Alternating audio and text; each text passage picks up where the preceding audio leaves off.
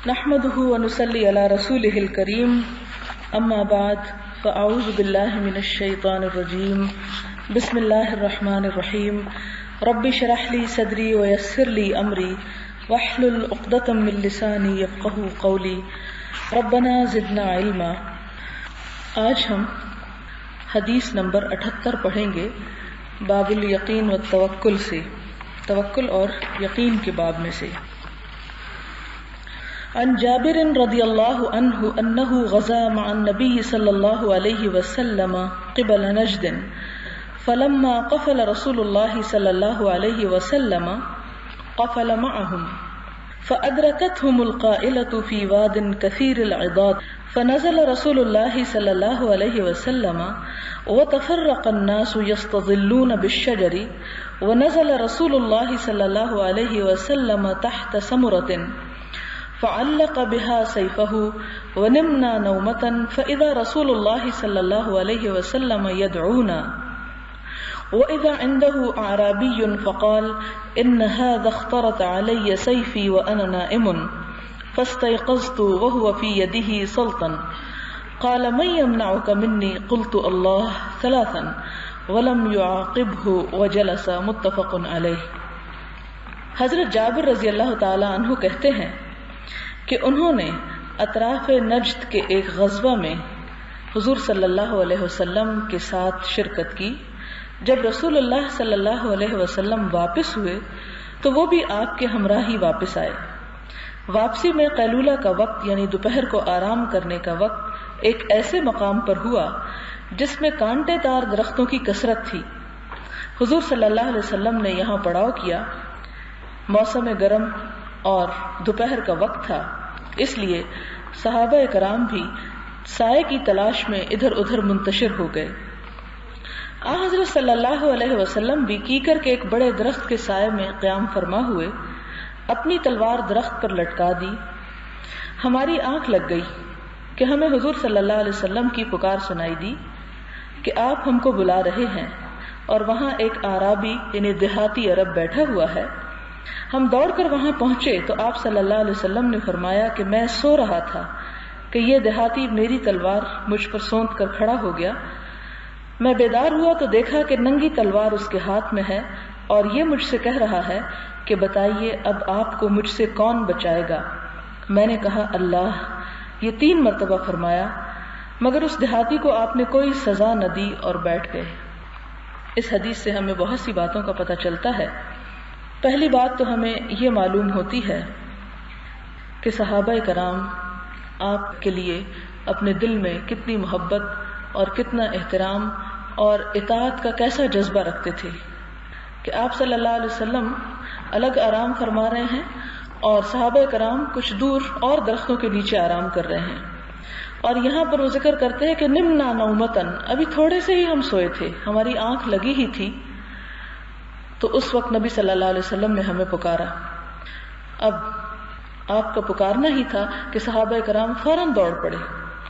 اس دوڑنے سے یہ پتہ چلتا ہے کہ انہیں اللہ کے رسول صلی اللہ علیہ وسلم کا کتنا خیال تھا اور ان کی بات کا کتنا احترام اور پاس تھا۔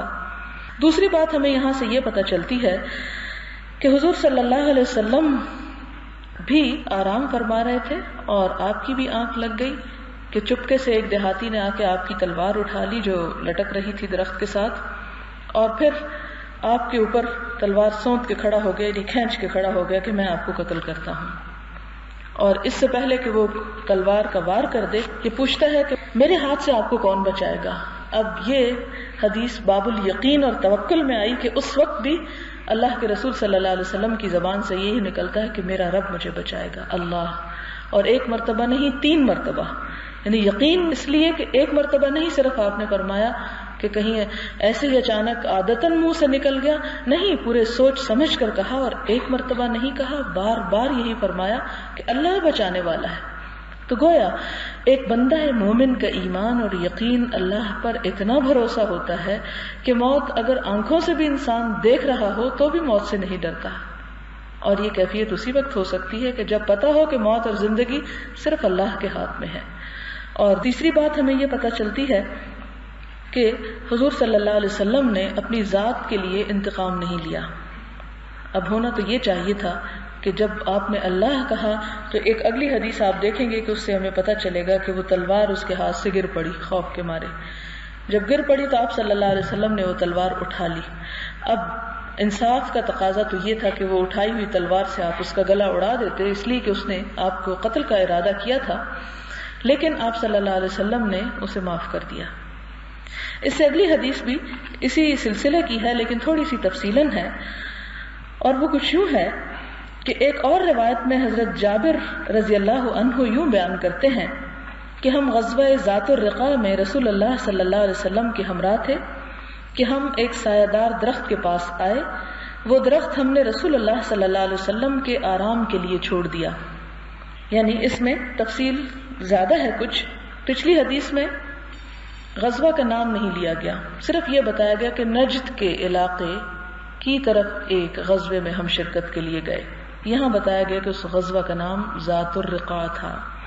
پھر یہ کہ اگلی بات ہمیں یہ پتہ چلتی ہے کہ نبی صلی اللہ علیہ وسلم کے ساتھ ہم ایک سایہ دار درخت کے نیچے آ بیٹھے، اور ہم نے یہ نہیں کیا کہ آپ صلی اللہ علیہ وسلم کو چھوڑ دیں کہ وہ اپنے لیے کوئی اور تلاش کر لیں اور ہم چونکہ زیادہ ہیں تو ہم یہیں بیٹھ جاتے ہیں. نہیں، وہ آپ صلی اللہ علیہ وسلم کے لیے چھوڑ کر صحابہ کرام اپنے لیے کچھ اور دیکھنے کو دوسری طرف نکل گئے. اس وقت ایک مشرک آیا. رسول اللہ صلی اللہ علیہ وسلم کی تلوار درخت پر لٹکی ہوئی تھی. پچھلی حدیث میں ہمیں یہ نہیں پتہ چلتا کہ تلوار کہاں تھی، یہاں درخت کا ذکر ہے کہ درخت کے ساتھ لٹکی ہوئی تھی.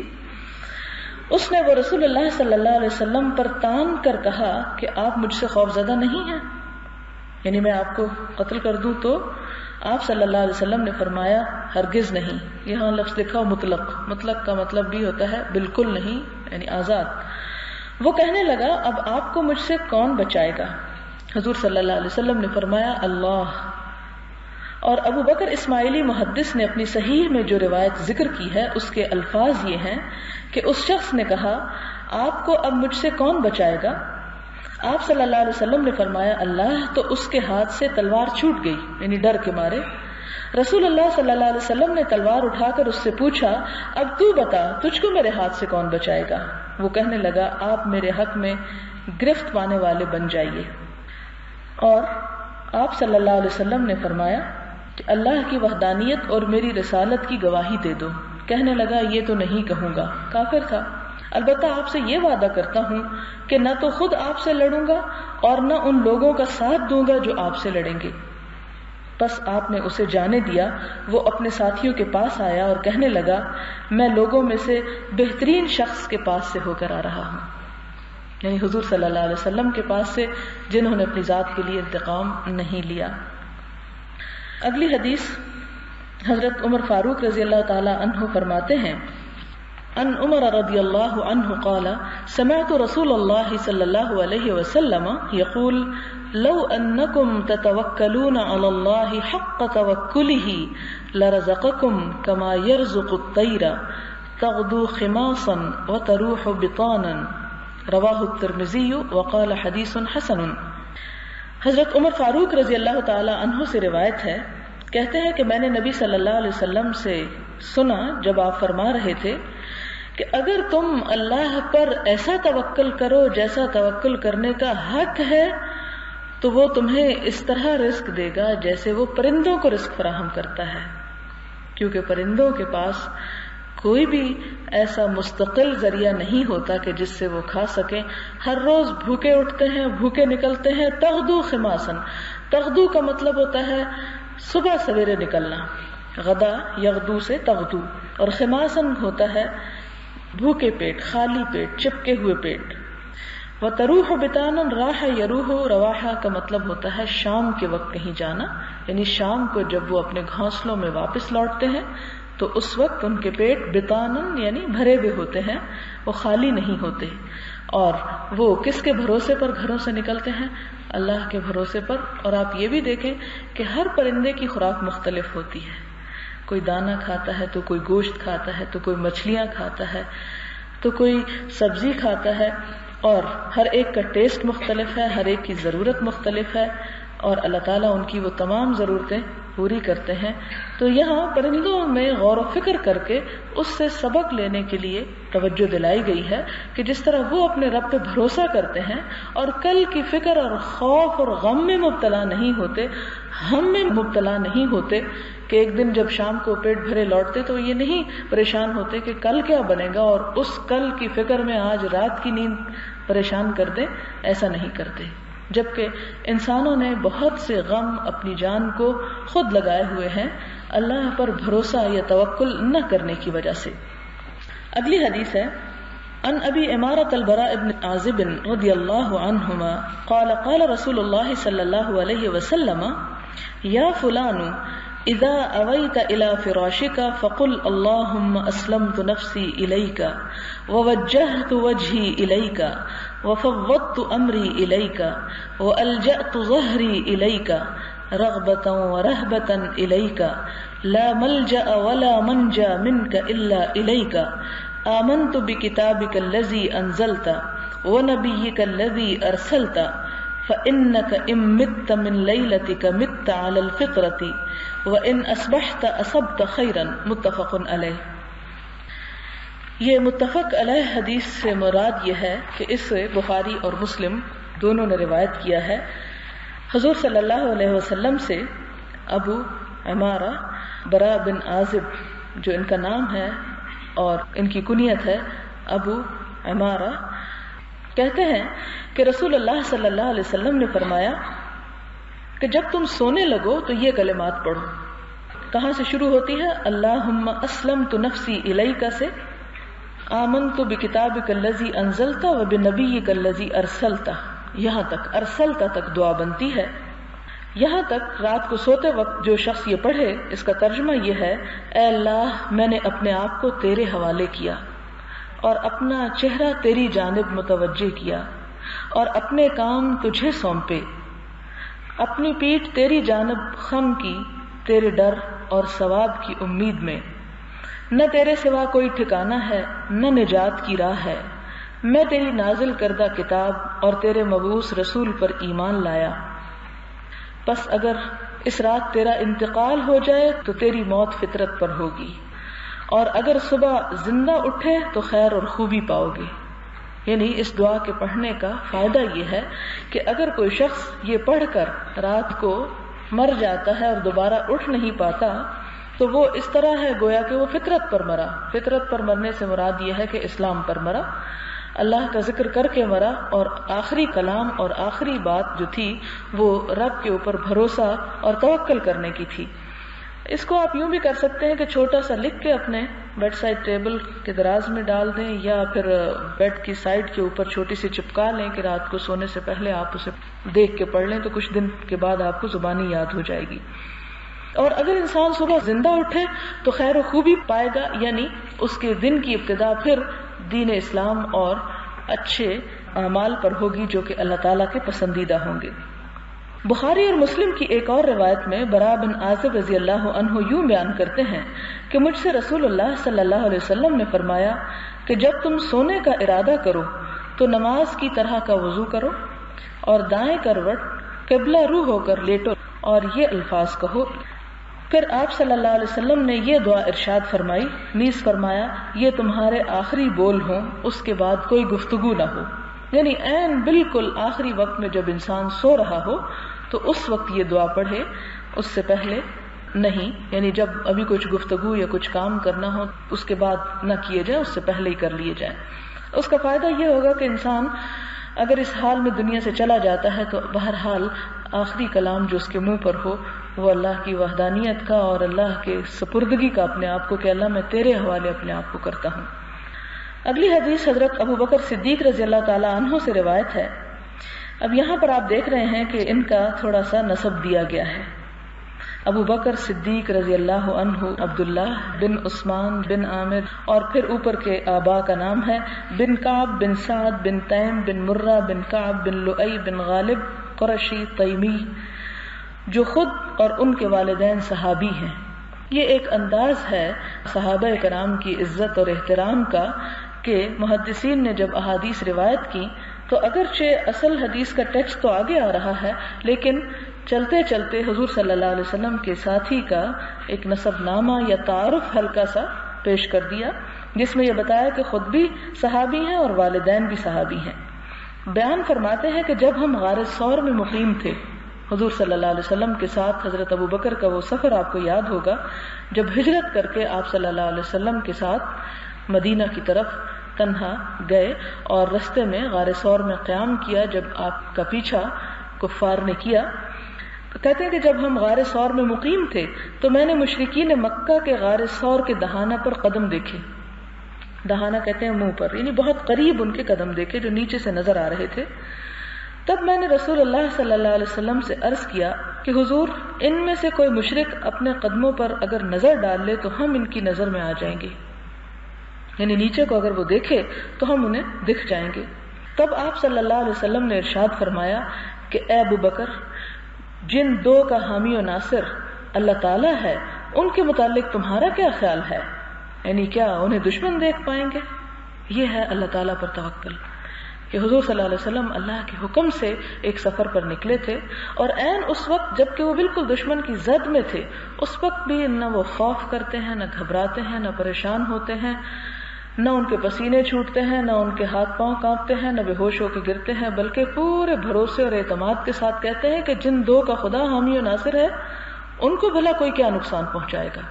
تو ہماری بھی عملی زندگی میں اسی طرح خدا کے اوپر مکمل بھروسہ ہونا چاہیے کہ اللہ اگر کوئی آزمائش تیری طرف سے ہے تو خیر بھی تیرے ہی ہاتھ میں ہے اور تو اپنے فیصلوں کو خود نافذ کر سکتا ہے اور اس تکلیف کے اوپر خیر کو نافذ کر دے۔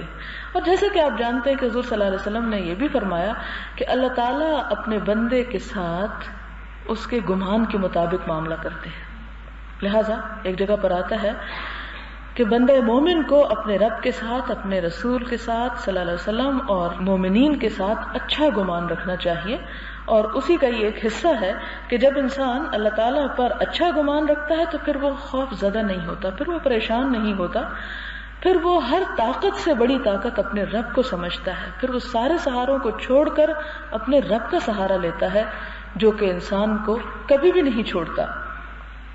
پھر اس کے بعد اگلی حدیث ہے ام المومنین حضرت ام سلمہ سے، واسمها ہند بنت ابی امیہ حذیفہ المخزومیہ رضی اللہ عنہ ان النبی صلی اللہ علیہ وسلم كان اذا خرج من بیتہ قال بسم اللہ توکلت علی اللہ اللہم انی اعوذ بک ان اضل او اضل او ازل او ازل او اظلم او اظلم او اجہل او یجہل علی۔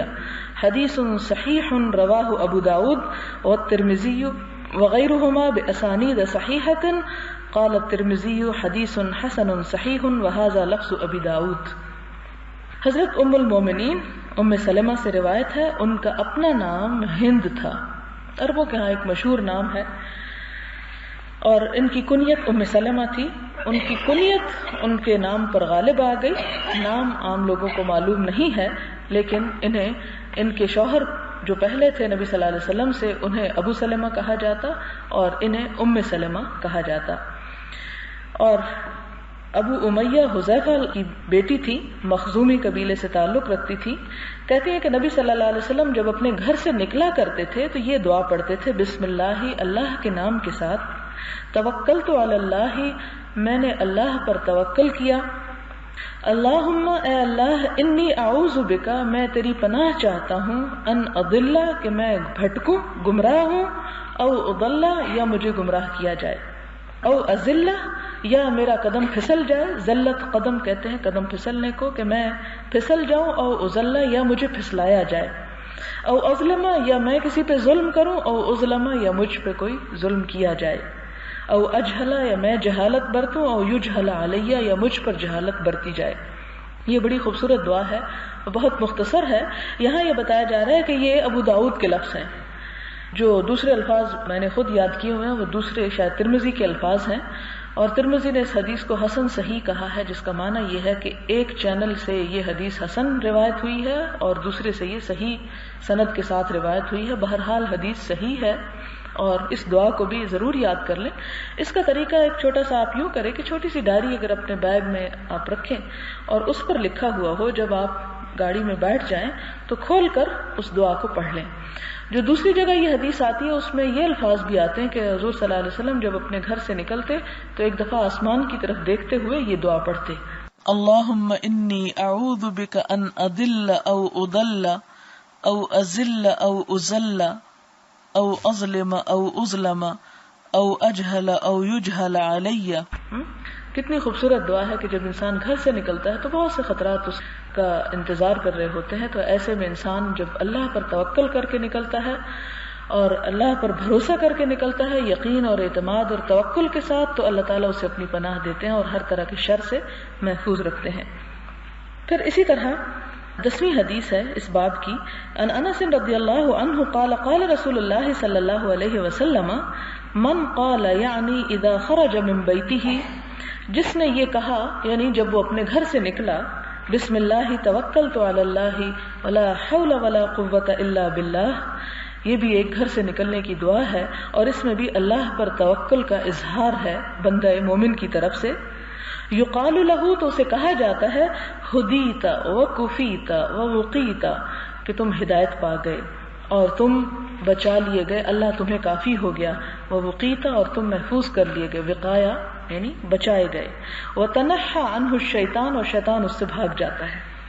یعنی گھر سے نکلتے ہوئے اگر کوئی شخص یہ دعا پڑھتا ہے تو اس کے لیے کیا خوشخبری ہے، یا اسے جواب میں فرشتہ کیا بتاتا ہے. یعنی بندہ مومن جب یہ دعا پڑھتا ہے تو اللہ تعالیٰ فرشتے کے ذریعے اس بندے کو جواب دلواتے ہیں. اور وہ جواب کیا ہوتا ہے؟ یعنی شیطان سے وہ فرشتہ کہتا ہے کہ تم ایسے شخص پر کیسے قابو پا سکتے ہو جو ہدایت پا گیا ہے، جو باوسیلہ ہے اور جو محفوظ ہو گیا ہے. کفیہ تک معنی انہوں نے باوسیلہ کیا ہے. شیطان پھر اس سے دور بھاگ جاتا ہے. اسے بھی ابو داؤد اور ترمذی اور نسائی نے روایت کیا ہے. اور قال ترمذی حدیث حسن، اور ابو داؤد نے اس پر اضافہ کیا ہے اور وہ کہتے ہیں فیقول، کہتے ہیں کہ یعنی الشیطان لشیطان آخر کیف لک برجل قد ہدی وکفی ووقی. وہ کہتے ہیں کہ یہ فرشتہ نہیں بلکہ ایک شیطان دوسرے شیطان سے کہتا ہے کہ تمہارے ہاتھ سے یہ بندہ چھوٹ گیا، اب تمہارا اس پہ کیا زور ہوگا. یہ جو گھر سے نکل رہا ہے اور اس دعا کے حصار کے ساتھ نکل رہا ہے وہ تو بچا لیا گیا اور ہدایت پا گیا اور رہنمائی پا گیا اور محفوظ کر لیا گیا. لہٰذا وہ اس بندے سے پھر مایوس ہو جاتا ہے اور اسے گمراہ نہیں کر سکتا.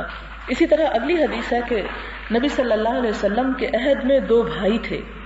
ان میں سے ایک بھائی تو حضور صلی اللہ علیہ وسلم کی خدمت میں حاضر باش تھا، مگر دوسرا فکر معاش میں مشغول تھا.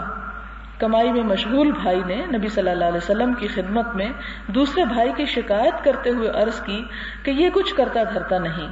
آپ صلی اللہ علیہ وسلم نے فرمایا ہو سکتا ہے اسی کے سبب تمہیں رزق ملتا ہو. مسلم کی شرط کے مطابق صحیح سندوں سے امام ترمذی رحمۃ اللہ علیہ نے یہ روایت بیان کی ہے. کیا خوبصورت حدیث ہے کہ 2 بھائی تھے، ایک دنیا کمانے میں لگا رہتا اور دوسرے کو حضور صلی اللہ علیہ وسلم سے زیادہ محبت تھی، وہ ان کی خدمت میں حاضر رہتا. اور ظاہر ہے کہ آپ کی خدمت میں حاضر رہنے کا مطلب یہ ہے کہ کچھ سیکھتا سکھاتا ہوگا یا آپ کے کسی کام آتا ہوگا. تو اس پر جو کمانے والا بھائی تھا، ظاہر ہے وہ دنیا کے جھمیلوں میں انسان تھک جاتا ہے، پریشان ہوتا ہے. تو وہ پریشان ہو کر ایک دن نبی صلی اللہ علیہ وسلم کے پاس آتا ہے اور کہتا ہے کہ یا رسول اللہ صلی اللہ علیہ وسلم، یہ میرا بھائی جو ہے یہ کوئی کام نہیں کرتا. تو اس پر آپ صلی اللہ علیہ وسلم بجائے اس کے کہ اس بھائی کو جو آپ کی خدمت میں تھا اسے کچھ ملامت کرتے، اس دوسرے کی ہمت افزائی کی کہ تم اس پریشانی میں مبتلا نہ ہو کہ تمہیں اس کو کھلانا پڑتا ہے. ہو سکتا ہے کہ اس کی اس نیکی کی وجہ سے کہ یہ دن رات اپنے آپ کو دین کے کاموں میں مشغول رکھتا ہے، نبی صلی اللہ علیہ وسلم کے ساتھ رہتا ہے، تو اس کی برکت کی وجہ سے تمہیں بھی رزق ملتا ہو. اور یہ بڑی حقیقت ہے کیونکہ رزق کا اصل جو سورس ہے یا جو اصل جس کے پاس اس کا سارا کنٹرول ہے وہ حقیقت میں تو اللہ تعالیٰ ہی کی ذات ہے. اور جیسا کہ آپ جانتے ہیں کہ جو شخص دین کے علم حاصل کرنے کے لیے اخلاص نیت کے ساتھ نکلتا ہے، ایک تو وہ نیت ہوتی ہے نا اچھا ذرا دین پڑھ لیں اور پھر اس سے دنیا میں شہرت کما لیں، تو وہ تو پھر بد نیت ہی ہو گئی. لیکن جو شخص واقعی اللہ کی رضا کے لیے، اللہ کی خوشی کے لیے گھر سے اس کام کے لیے نکلتا ہے اور وہ اپنے آپ کو ان کاموں میں مصروف کرتا ہے، تو جیسا کہ آپ کو پہلے بھی بتایا گیا تھا کہ تمام کائنات اس کے لیے دعائیں کرتی ہے. حتیٰ کہ سمندر کی مچھلیاں بھی اس کے لیے دعائیں کر رہی ہوتی ہیں. تو ظاہر ہے کہ جب وہ اس کے لیے دعائیں کرتی ہیں تو ان دعاؤں میں یہ بھی ہوتا ہوگا کہ اس کے لیے ہر طرح کی آسانی پیدا کر دے، چونکہ اس کی کفالت کا ذمہ یوں محسوس ہوتا ہے کہ اس کے بھائی کے ذمہ ہوگا، اس لیے وہ اس پر پریشان ہوتا ہوگا. لیکن اب سوال یہ پیدا ہوتا ہے کہ کیا اس کا مطلب یہ کہ سب لوگ کام کاج چھوڑ کر تو سب بیٹھ جائیں پڑھنے لکھنے اور کوئی بھی دنیا کا کام نہ سنبھالے اس لیے کہ اسی میں بھلائی اور خیر ہے؟ یہ مراد نہیں ہے اس سے. اصل بات یہ کہ دین ایک معتدل دین ہے، دین ایک ہماگیر دین ہے. دین میں کوئی بھی ایکسٹریمٹی نہیں کہ ایک طرف انسان لگ جائے اور دوسری طرف کو بھلا دے. لیکن جہاں پر ہم دیکھتے ہیں کہ علم حاصل کرنا بہت بڑی نیکی ہے، وہاں پر ہم یہ بھی دیکھتے ہیں کہ تجارت کرنا اور اپنے ہاتھ سے کمائی کرنا اور محنت کرنا اور خون پسینہ ایک کرنا وہ بھی اللہ کے نزدیک بڑا ہی پسندیدہ کام ہے. اور اس کے بارے میں بھی خوشخبری ہے کہ اچھا امانت دار تاجر جو ہے وہ قیامت کے دن انبیاء اور شہداء کی رفاقت میں ہوگا، اور اس کے بھی بڑے درجات ہیں. رزق حلال کمانا جو ہے وہ بھی عین عبادت ہے. لیکن اگر سب لوگ رزق ہی کے کمانے کے دھندے میں الجھ جائیں تو علم حاصل نہیں کیا جا سکتا، کیونکہ علم کے میدان کے لیے بھی ایسے لوگ ہونے چاہیے کہ جو باقی تمام مصروفیات کو چھوڑ کر اپنے آپ کو یکسوئی کے ساتھ اس کام کے لیے وقف کر دیں. اس لیے کہ جیسا کہ آتا ہے کہ وَلْتَكُمْ مِنْكُمْ أُمَّةٌ، تم میں سے ایک گروہ یا ایک امت تو ایسی ضرور ہونی چاہیے کہ جو نیکی کا حکم دے اور برائیوں سے روکے.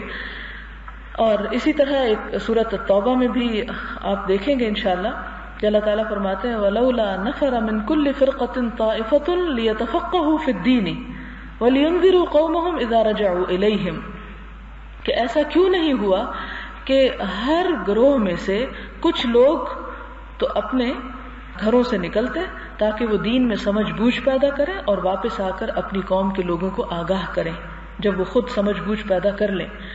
تو ایسا ہے کہ کچھ لوگوں کو تو یہ کام کرنا ہے دنیا کے معاش کے دوسرے کاموں سے فارغ ہو کر یا انہیں تھوڑا پس پش ڈال کر. ایسی صورت میں اگر کوئی یہ کام بھی کر رہا ہے تو جیسا کہ ہمارے معاشرے میں بھی علم کیوں اٹھ گیا ہے، اس کی وجہ یہ ہے کہ خاص طور پر دین کے علم سے چونکہ دنیا تو نہیں بنتی، تو جب سے لوگوں کے اندر دنیا کی محبت بڑھی تو انہوں نے اس چیز کو ترک کر دیا اور اسے پس پش ڈال دیا، جس کا نتیجہ یہ نکلا کہ امت کے اوپر جہالت نے قبضہ کر لیا. کیونکہ ہم دیکھتے ہیں کہ حضرت عمر رضی اللہ تعالیٰ عنہ کے زمانے میں ہی انہوں نے اس ضرورت کو محسوس کر لیا کہ جو لوگ یعنی اس کام کو لگیں گے، اپنے آپ کو مصروف کر دیں گے، تو پھر ان کے کمائی کا ذریعہ اور کوئی نہیں رہے گا. تو آپ نے فوراً ان کی تنخواہوں کا بندوبست کیا اور پورے علاقے میں، آپ کا علاقہ کوئی چھوٹے سے مملکت نہ تھی، 40,000 مربع میل پر پھیلا ہوا علاقہ تھا، اور اس زمانے میں کوئی تیز رفتار گاڑیاں اور جہاز بھی نہیں ہوتے تھے. گھوڑوں کے اوپر آیا جایا کرتے تھے لوگ یا اونٹوں کے اوپر آتے جاتے تھے، اور کئی کئی دن کے سفر ہوتے تھے. اس میں آپ دیکھیں کہ آپ نے ایک تہیہ کر رکھا تھا کہ پوری امت میں سے ایک شخص بھی جاہل نہیں چھوڑوں گا. اس لیے آپ نے ابو سفیان نامی ایک شخص کو مقرر کیا کہ وہ جائے اور ہر قبیلے کے پاس جا کر ان سے قرآن سنے، اور جس شخص کو کسی قبیلے میں سے قرآن کی کم از کم ایک آیت نہ آتی ہو اسے پکڑ کر سزا دے. اور اسی طرح گھروں میں بندوبست کیا گیا، مختلف علاقوں میں کیا گیا، تاکہ علم کا دور دورہ ہو اور امت مسلمہ صرف نام کی مسلمان نہ ہو. اب آپ دیکھیں کہ حضرت عمر نے اس ضرورت کو محسوس کیا اور ان لوگوں کو دنیا سے بے نیاز کر کے اس کام میں آزاد کر دیا کہ آپ جتنا چاہیں اس طرف وقت لگائیں. رفتہ رفتہ ہمارے ہاں بر صغیر میں بھی اس کا رواج موجود تھا. یعنی جب یہ فال ہوا ہے مغلیہ سلطنت کا، اس سے پہلے آپ اگر تاریخ پڑھیں تو آپ کو پتہ چلے گا کہ کم از کم صرف دہلی کے اندر 2000 مکتب اسکول تھے. مکتب اسکول کا مطلب جہاں ناظرہ قرآن اور ابتدائی تعلیم دی جاتی تھی، اور بے شمار بڑے مدارس اور جامعات تھے جو یونیورسٹی لیول کے ادارے تھے تعلیم کے. لیکن جب انگریز آئے تو سب سے پہلے انہوں نے جو کٹ ڈاؤن کیا وہ ان معلمین کی تنخواہوں پر تھا کہ انہیں پہلے تو گورنمنٹ کے خزانے سے ان سب کو تنخواہیں ملتی تھی، انہوں نے آ کے وہ تنخواہیں بند کر دیں. جب تنخواہیں بند کری تو مدارس بند ہو گئے. ظاہر ہے کہ ایک شخص جو پڑھانے والا ہے اگر اس کو کمانے کا وقت نہیں ملتا تو وہ کہاں سے کھائے گا، اور اگر وہ کمانے کو نکلتا ہے تو پڑھائے گا کہاں سے. تو ہر شخص نے یہ سوچا کہ پھر ہمارا تو فرض نہیں ہے کہ اگر ہمارا خیال کوئی نہیں رکھتا تو ہم کدھر لوگوں کی سردردی مول لیے پھریں. تو اس کا نتیجہ یہ نکلا کہ وہ سب کچھ بند ہونا شروع ہو گیا، اور جہالت جو اس دور میں شروع ہوئی اس کے نتائج آج ہم دیکھ رہے ہیں کہ امت مسلمہ اور خاص طور پر پاکستان کے حالات جس طرح آپ دیکھ رہے ہیں کہ گاؤں میں اور دیہاتوں اور شہروں میں بھی ایون، اور پڑھے لکھے طبقے میں اب آپ دیکھیں کہ میٹرک کر جاتے ہیں بچے لیکن قرآن صحیح پڑھنا نہیں جانتے. اس کی وجہ یہ ہے کہ ہمارے ہاں کوئی معقول انتظام رہا ہی نہیں. اور کیسے ہو معقول انتظام؟ اس لیے کہ کوئی بھی شخص فارغ نہیں ہے اس کام کرنے کو. اور اس دور میں بھی آپ دیکھیں کہ وہ زوال تو آنا شروع ہوا لیکن آہستہ آہستہ آہستہ بہت گہرائیوں میں جا گرے کہ جب وہ مدارس بند ہوئے تو گھریلو خواتین نے اس کام کو اپنے ذمے لے لیا اور عورتیں پڑھانا شروع ہو گئیں. اور وہی رواج آج تک چلا آ رہا ہے کہ چھوٹے علاقوں میں آپ دیکھیں کہ عورتیں گھروں میں بچوں کو ناظرہ قرآن سکھاتی ہیں. لیکن جو ہماری توجہات دوسری طرف بڑھتی چلی گئیں اور گھریلو انڈسٹریز لگانے کی طرف شوق بڑھے تو خواتین نے اس کام کو بھی گاؤں اور دیہاتوں اور شہروں سے خیر بات کہہ دیا، جس کا نتیجہ یہ نکلا کہ امت مسلمہ اپنی کتاب سے بھی عاری ہوتی چلی گئی. تو یہاں اس حدیث میں سمجھانا یہ مطلوب ہے کہ اگر کچھ لوگ اپنے آپ کو دین کے کام کے لیے وقف کرتے ہیں تو انہیں ملامت نہیں کرنا چاہیے کم از کم، بلکہ انکریج کرنا چاہیے. اور نبی صلی اللہ علیہ وسلم نے اسے انکریج کیا کہ ہو سکتا ہے کہ اللہ نے اس کا رزق تمہارے پاس لکھ دیا ہو اور تمہیں جو مل رہا ہے وہ بھی اس کی وجہ سے خدا تمہیں دے رہا ہو. کیونکہ آپ کو معلوم ہے کہ اصحاب صفہ میں 400-500 کے قریب لوگ تھے. مختلف روایات میں یہ فگر مختلف ہے، ایک روایت میں 400-500 کے قریب آتا ہے کہ جن کا مستقل طور پر کام یہ تھا کہ وہ نبی صلی اللہ علیہ وسلم کی خدمت میں حاضر رہتے، جس مہم پر آپ چاہتے انہیں بھجوا دیتے، اور اگر کوئی ایسی سچ مہم نہ ہوتی تو وہ لوگ وہیں پر بیٹھ کر نبی صلی اللہ علیہ وسلم سے ایک طرح سے دن رات علم حاصل کیا کرتے تھے. اور یہ دراصل ایک پہلی یونیورسٹی تھی اسلامی امت کی، اس امی قوم کے اندر جس کے پاس علم نام کی کوئی بھی چیز نہ تھی.